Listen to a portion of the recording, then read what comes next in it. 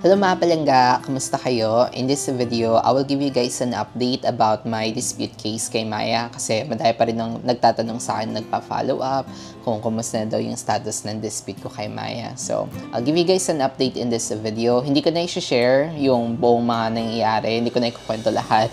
Panoorin nyo na lang yung mga previous videos ko if hindi nyo pa napapanood. Di bali yung last update ko from part 4 na one of the representatives says over the phone. For feedback po dito sir din sa previous na escalated po natin. Sorry to say po sir, but yung concern po sir is not valid for reversal po. Hindi na daw nila ma-revert yung savings ko and liable daw ako to pay for Maya credits kahit unauthorized. So, binayaran ko yung Maya credits, pati yung mga additional fees, nang sa gayon para lang maklear yung name ko at para hindi ma-endorse sa collections. And after that, I also stopped reaching out kay Maya over the phone kasi medyo stressful kapag kausap. Alam mo yun, kasi nandun yung emotions. So ayun, I stopped reaching out over the phone. This time, since meron ako access sa Maya app ko, so doon na lang ako nag-reach out sa kanila sa chat support para transactional lang yung convo. The good thing with chat channel then is meron akong transcript nung conversation para meron akong receipt na ganito yung pinag-usapan namin.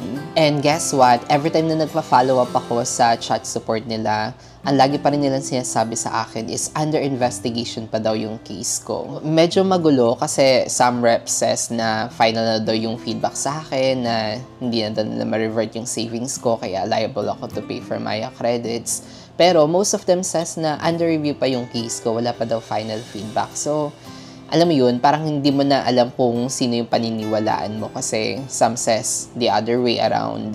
I also sent an email to BSP last November 19 with my counter arguments na ito yung mga failure ni Maya, this is what I believe na something na na-failed ni Maya. So, sinend ko lahat ng mga counter arguments kay BSP. And I also requested for mediation or adjudication.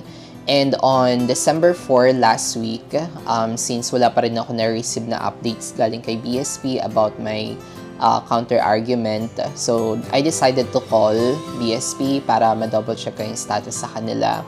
And sabi naman nila, na-receive naman nila yung counter-arguments ko and still processing pa daw yung aking case with BSP. They couldn't give me any ETA or estimated time kung kailan ako makaka-receive ng updates.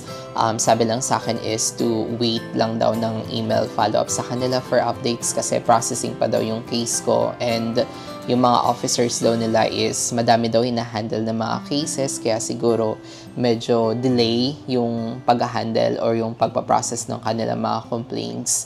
So, naiintindihan ko naman and siguro baka aabutin pa to ng another months or 2. So, ang gagawin ko, magpa-follow up pa rin ako this December 19 after mag 1 month nung pag-send ng email ko sa kanila. So, pa-follow up. Pwede naman daw ako ulit mag-follow up sa kanila to check. So, yun na lang yung gagawin ko on December 19 or on or before December 19 if wala pa rin akong updates. Regarding naman kay Maya, yung last follow-up ko is kahapon lang, December 8. So, ito yung response sa akin. Sabi, thanks for waiting. Upon checking, our relevant team is still checking your request. Kindly monitor the feedback within 1 business day. Our team is always finding better ways to make sure that this doesn't happen again. I'll already create a follow-up about your concern. So, almost same pa rin naman yung mga responses nila sa akin na under investigation pa rin yung case ko and then mag-wait na lang daw ulit ako ng updates from the relevant team. So, almost same responses pa rin naman. I'm not sure kung gaano pa to tatagalin yung case ko kay Maya.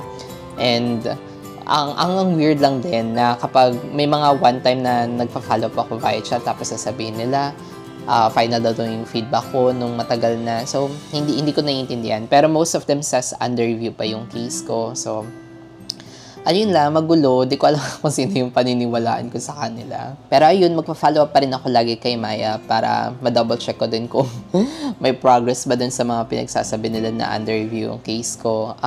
So far, since majority na yun yung response sa akin na under review yung case ko. So, sige, bigyan natin ng paniniwala na they're really working on it. And I'm hoping naman talaga na, and I pray na Maya can do something still regarding with my case. Honestly, kung tatanungin niyo kung kamusta ako, okay na ako. Nakapag-move on na ako with my Maya case. I mean, kung ano man yung result ng case, hindi na ganun masyadong kasakit. Kasi, alam mo yun, na-accept ko na nangyari na to yung ganito. And, pero syempre, di ba, I'm hoping for the best pa rin na may something na magagawa sila or si BSP na may magagawa si BSP sa mga ganitong cases. Naniniwala naman ako na everything happens for a reason. And it was the biggest lesson na natutunan ko sa life ko, especially na kailangan ko nang bigyan ng importansya yung personal finance. Yun nga lang, isa lang sa kinakalulungkot ko pa rin is madami pa rin nagiging biktima hanggang ngayon.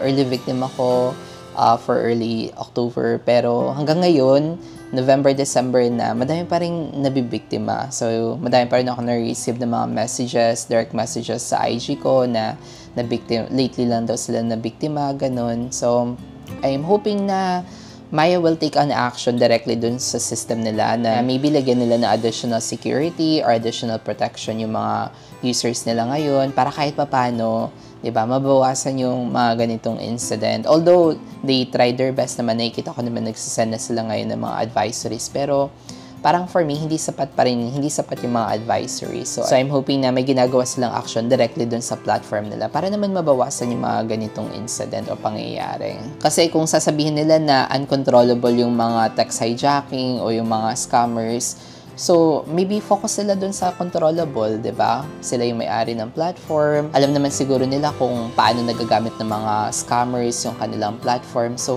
I'm hoping na nagkakaroon sila na or meron silang action plan man lang to take action directly dun sa platform nila. Nang sa gayon, hindi, additional protection din sa mga users na nagtitiwala sa kanilang platform. Anyways, I'll give you guys an update na lang soon kapag meron ng progress sa case ko with Maya and BSP. Thank you so much guys for watching and always remember to be kind to yourself and to others. See you in our next vlog. Bye!